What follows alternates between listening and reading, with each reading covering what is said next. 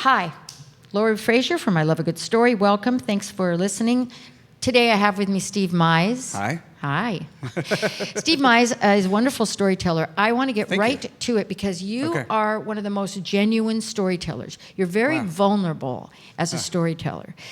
You seem to let us see you, and you seem to have a lot of humility. What I want to ask you is, for people that are listening that want to know about the story and that are maybe thinking of doing this, or maybe they do it and are you nervous before you get on stage? 100%, yes. I'm always nervous. I do quite a few calisthenics just to get ready. You do? Yeah, a lot of stretching, a lot of breathing, a lot of flexing of the muscles, a lot of centering, a lot of focusing, a lot of going over various stages of the story or the show. Okay. I notice that you almost always memorize your story, and even if you don't have it memorized, you're on the page, but you're in the story. Does that take? Are you naturally? Does memorization come easy to you?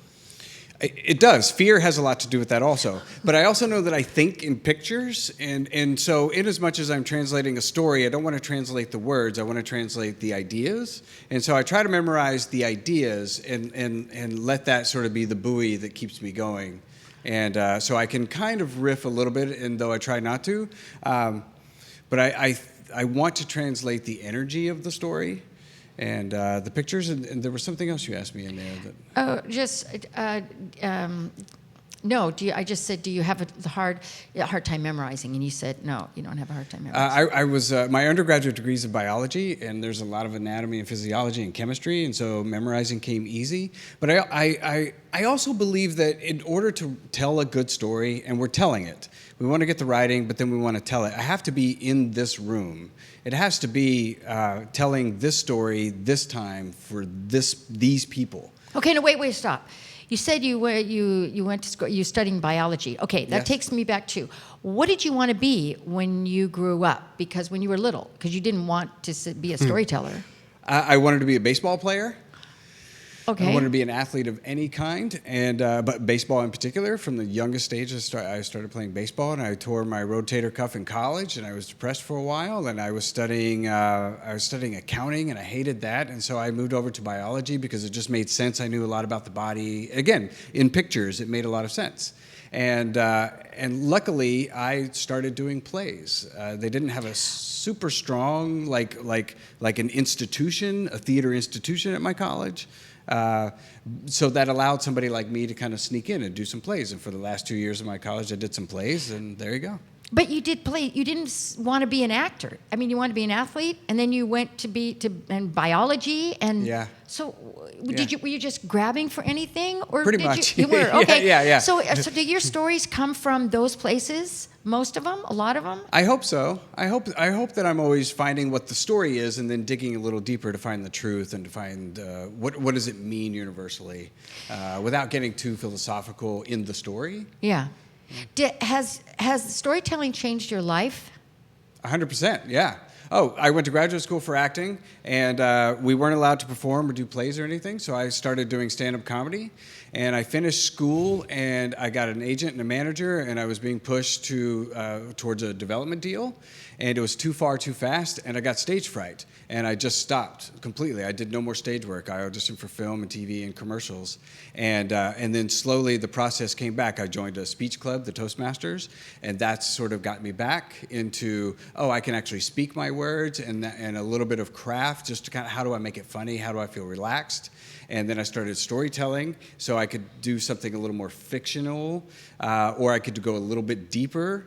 And then from there, I created the solo show, and then from there, I met Jane. And so my storytelling, my structure skills are getting better.